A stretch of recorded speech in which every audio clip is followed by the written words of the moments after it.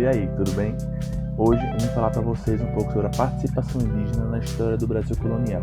Em específico, vamos trabalhar um pouco sobre o engenho de açúcar, a sociedade canavieira. Então vamos lá.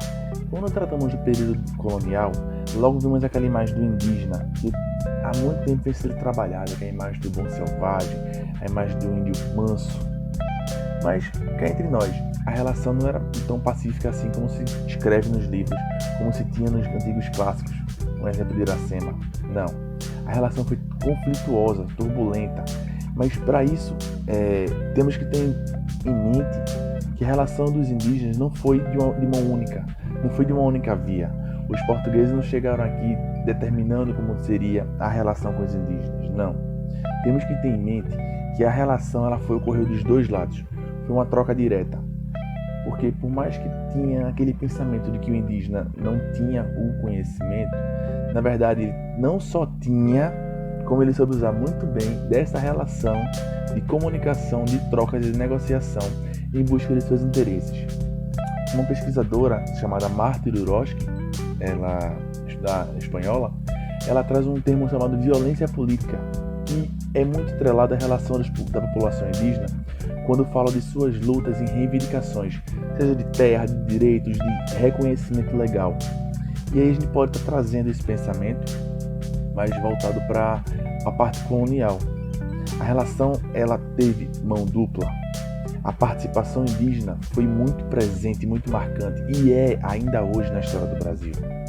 Quando tratamos do engenho de açúcar, eu posso pontuar com vocês a questão da escravidão. Sim, porque os indígenas foram os primeiros povos a serem escravizados aqui no Brasil, muito antes da chegada dos negros. Muitos dos portugueses viam nos indígenas uma mão de obra bruta e barata.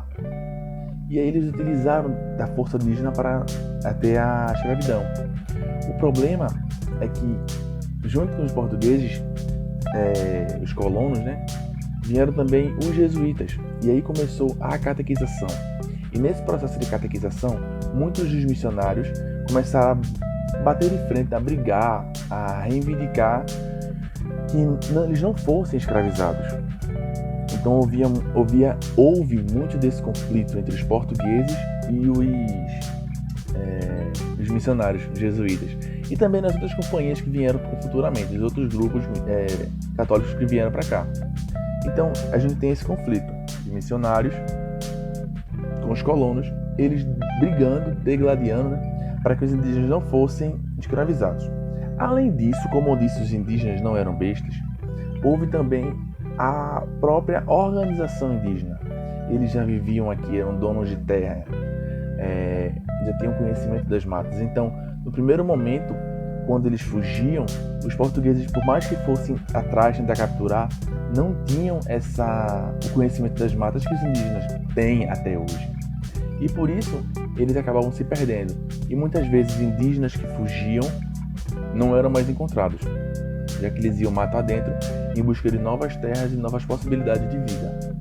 E aí a gente encontra na sociedade do açúcar essa relação de indígena que trabalhava na terra e trabalhou no engenho de açúcar até o século XIX, até o período do Império. Só que nesse período ele já não era considerado mais um indígena. Já era atrelado a ele um conceito que a gente vai encontrar em João Pacheco de Oliveira, um antropólogo, o termo de índio misturado. O indígena ele já passa a ser considerado misturado e perde então o seu título de indígena. Ele passa a ser, como eu posso explicar para vocês, parte de um processo que vem desde o período colonial, onde devido a casamentos interétnicos, indígena com branco, indígena com negro, eles acabam perdendo essa essência indígena pura, que como os portugueses acabam afirmando, e eles passam a ser considerados indígenas misturados. E aí é uma tentativa de fazer com que eles percam a direito à terra, percam o direito de posse, percam os direitos, por assim dizer. E durante o período do engenho, isso é muito marcante, porque a gente encontra dentro da sociedade açucareira os donos de engenho que acabam utilizando de um processo de expropriação para tomar posse das terras indígenas na maioria dos casos. E quando não, através de acordos, trazer os indígenas para trabalhar dentro do engenho e com isso acaba adquirindo o direito à terra. Ou melhor, tomando a terra, seja por meio de acordos, seja também por meio de violência, da violência.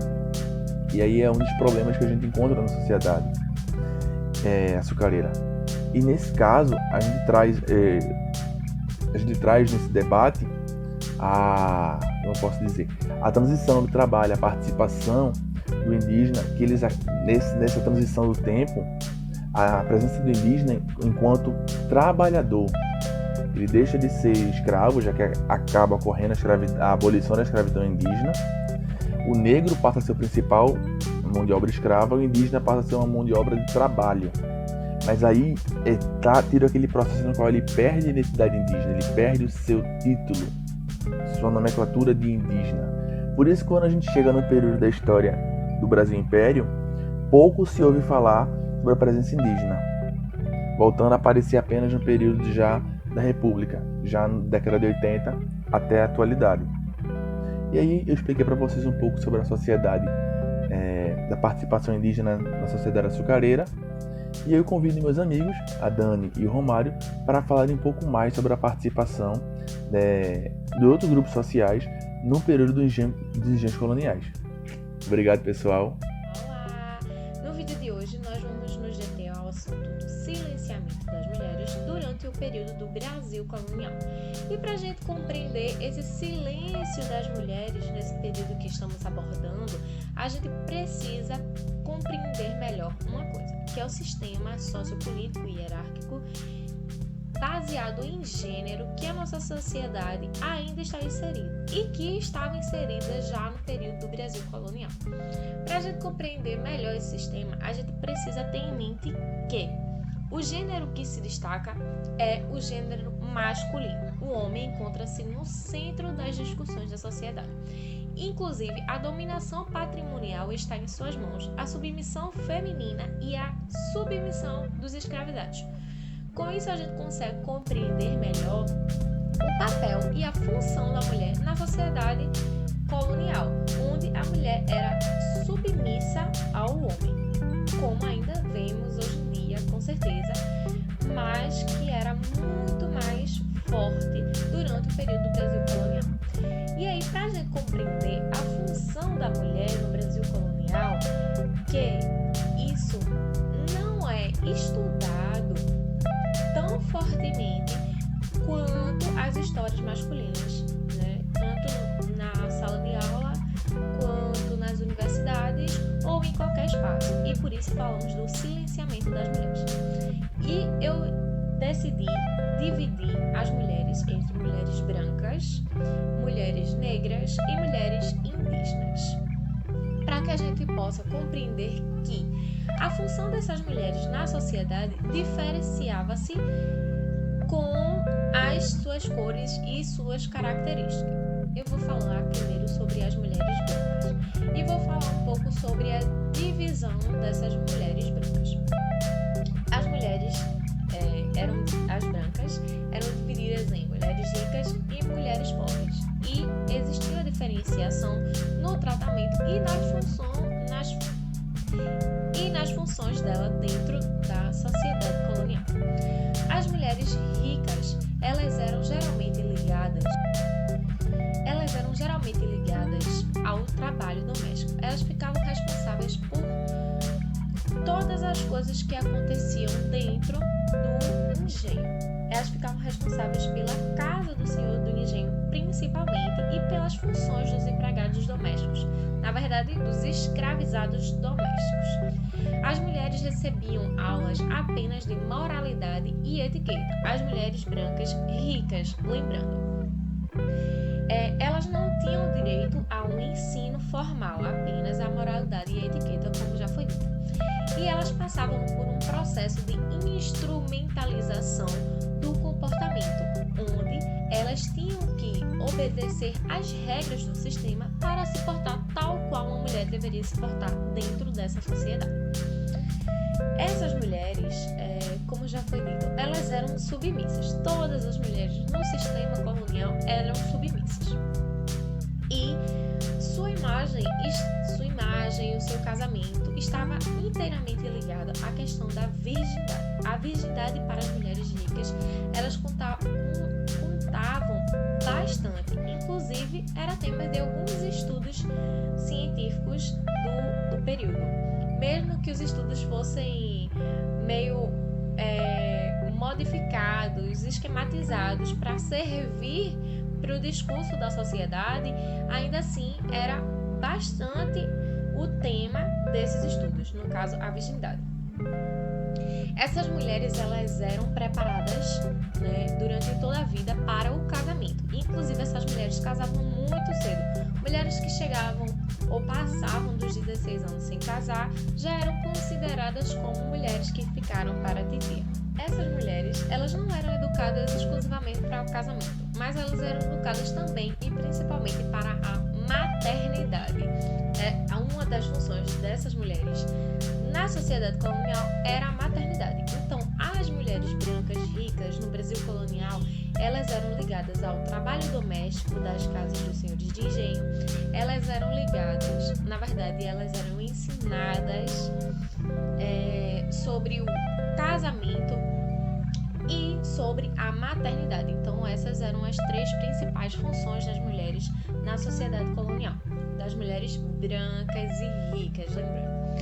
As mulheres brancas, pobres, elas foram trazidas para a colônia na tentativa de auxiliar na colonização.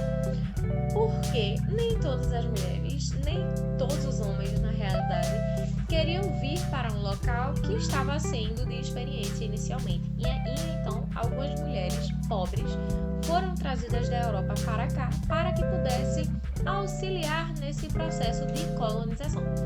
Essas mulheres, elas também tinham as atividades ligadas às atividades domésticas e também de cunho financeiro, que geralmente elas praticavam o comércio. Eram mulheres submissas também aos homens ricos e aos homens pobres, e geralmente encontrava-se muito dessas mulheres nos prostíbulos. Então, a função das mulheres pobres e brancas na sociedade colonial era principalmente o auxílio na colonização e atividades de cunho doméstico, comercial e os prostíbulos, onde era considerado um mal necessário para a sociedade. Agora vamos nos deter às mulheres indígenas. Essas mulheres passaram por um processo de instrumentalização das vestimentas e do comportamento, onde elas deveriam se encaixar aos vestes e aos modos da sociedade colonial europeia.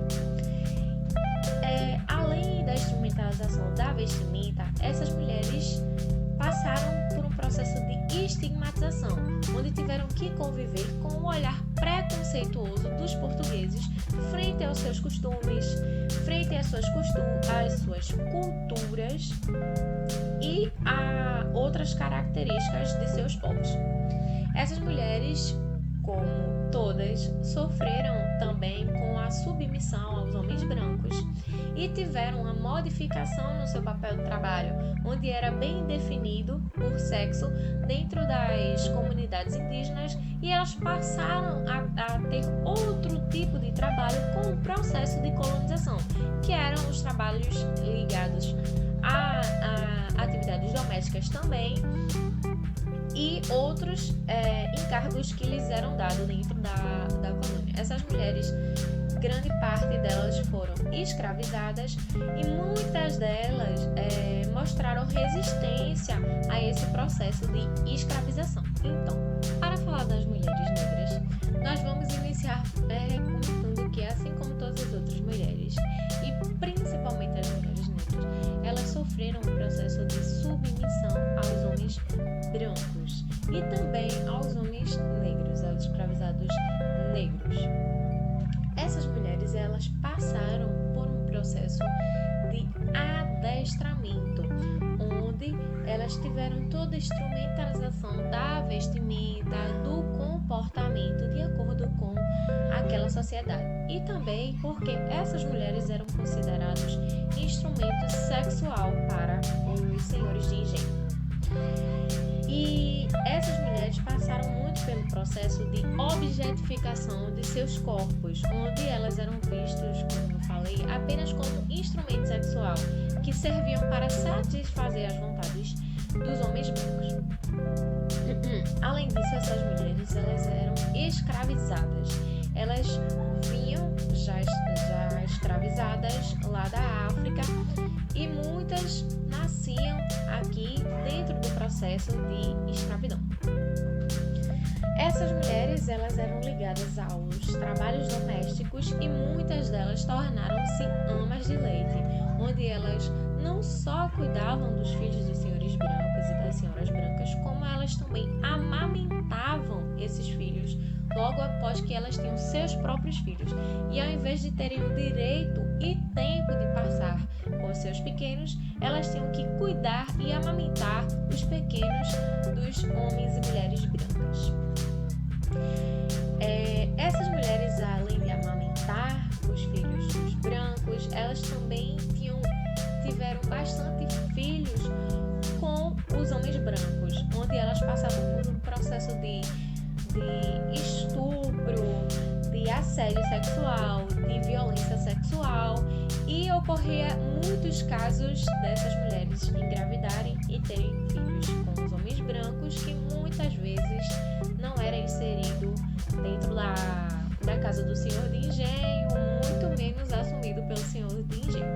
E muitas dessas mulheres mostraram resistência durante todo o período do Brasil colonial, e a gente vê a resistência do feminismo negro até os dias atuais, onde a posição das mulheres se diferencia pela raça e as suas pautas acabam por diferenciar-se também. E tudo isso a gente pode observar as raízes durante o processo de colonização do Brasil, onde as mulheres brancas tinham uma posição social e as mulheres negras tinham outra posição social.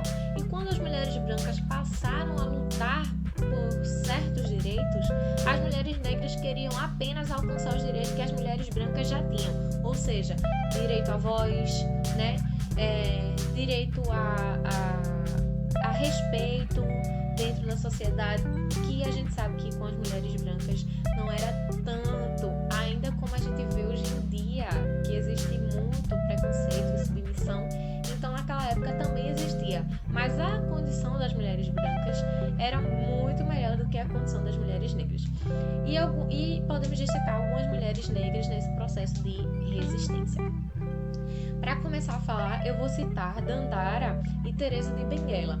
As duas foram mulheres que comandaram quilombos. Dandara assim que Zumbi faleceu, e Teresa de Benguela assim que seu marido faleceu também. Elas passaram muito tempo no comando dos quilombos e foram resistência ativa sobre qualquer opressão que ocorria dentro da sociedade colonial e contra os quilombos que elas eram comandantes. Também podemos citar Luísa Maim, que foi uma quituteira que participou de organizações e levantes do movimento negro, onde durante as vendas dos quitutes ela passava as informações de um negro para outro, contribuindo para a organização dos levantes. E também a gente não pode deixar de fora a primeira romancista negra, que foi Maria Firmino, que foi por muito tempo retratada como uma mulher branca, quando na realidade ela era uma mulher negra. Sobre a resistência ainda hoje em dia dessas mulheres, podemos citar muitas outras mulheres, mas eu vou citar só mais um nome atual, que é o de Maria Carolina, de Jesus, aqui escritora de uma de suas obras principais, O Quarto de Despejo, onde ela faz um diário, né, de uma favelada. Por fim, vamos assistir esse vídeo onde fala um pouco sobre a liberdade da mulher, sobre a diversidade da mulher e seus diferentes aspectos e o respeito que nós devemos receber de todos. Até a próxima!